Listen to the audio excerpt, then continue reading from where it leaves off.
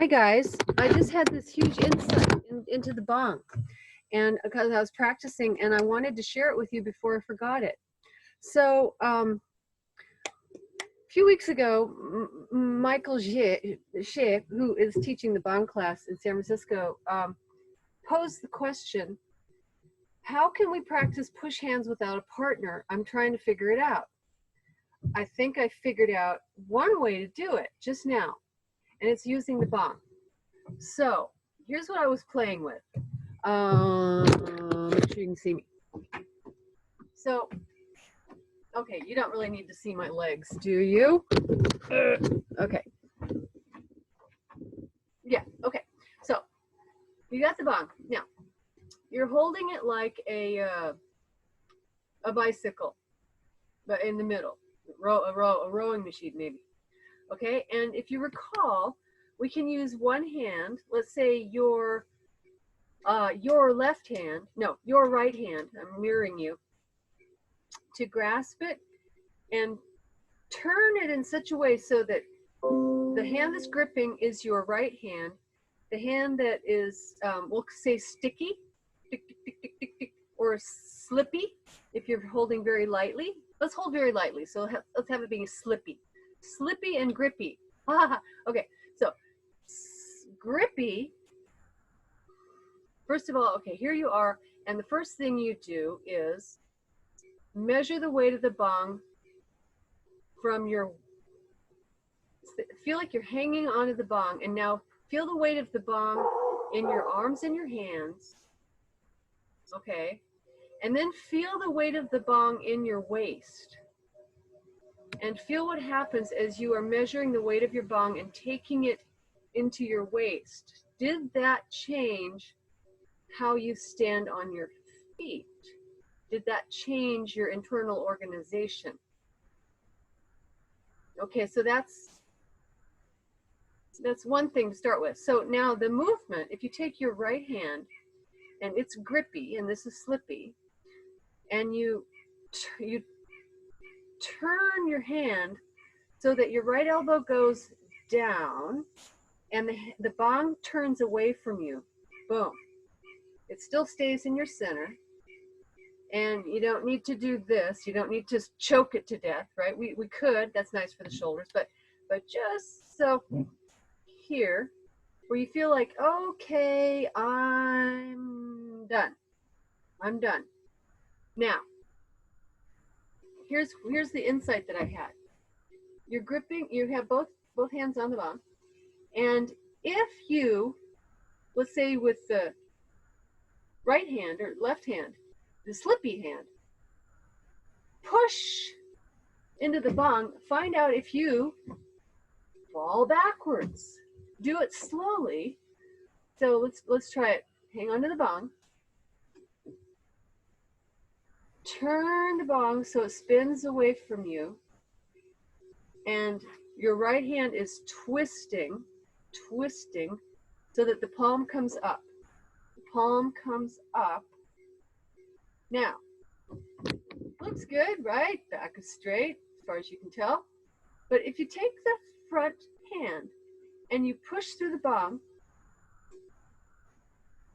see, I'm going to let my pelvis go. If you push through the bong, it'll push you off.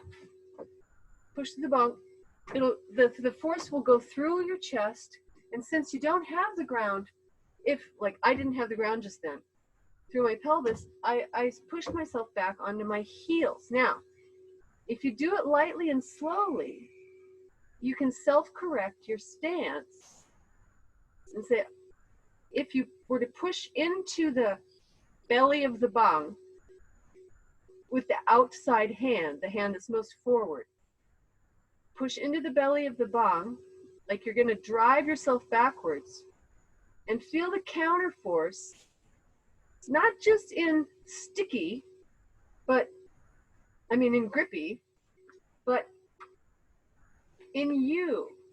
So feel how your spine is negotiating the force that you're feeding into it.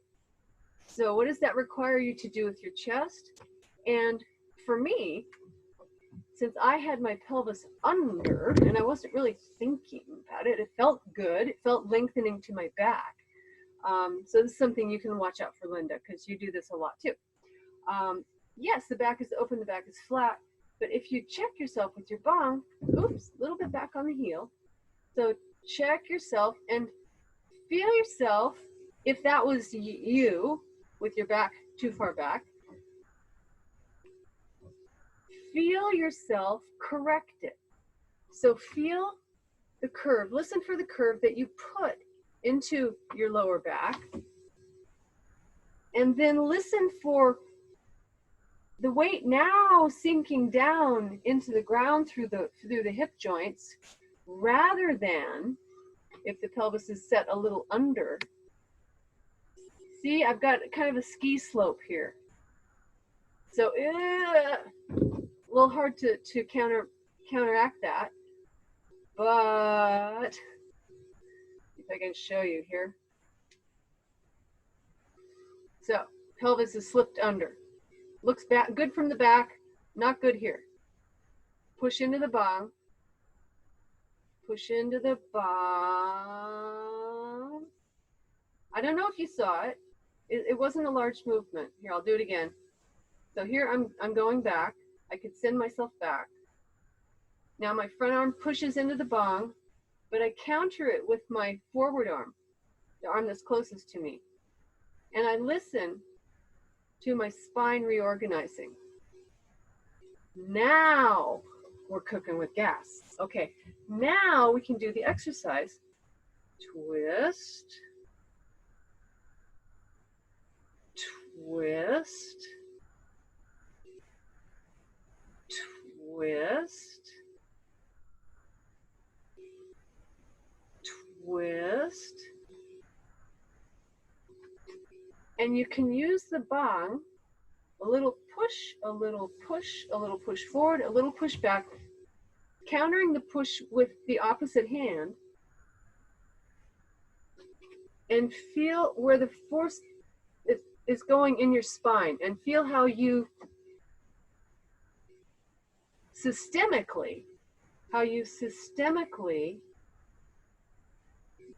deal with that disturbance. Now,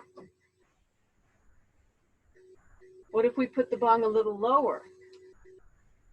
Would that require something different? Maybe right in front of the dantian rather than in front of the chest.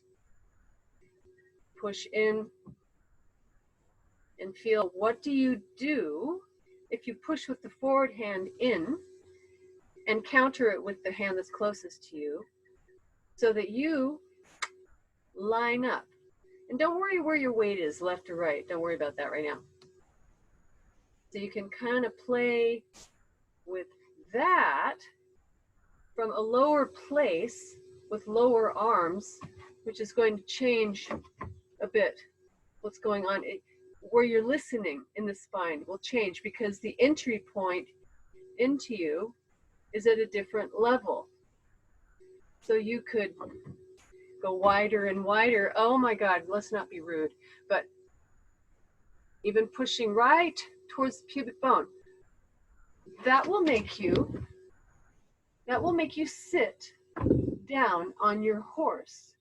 Whereas you might think you're sitting on your horse because you're grabbing here and the thighs are nice and strong. But if you push, you have to struggle to not fall backwards. To find that pressure in and play with it. So I just wanted to mention that before I forgot it, because I just discovered it. So, holla, practice, and I'll see you soon. Bye.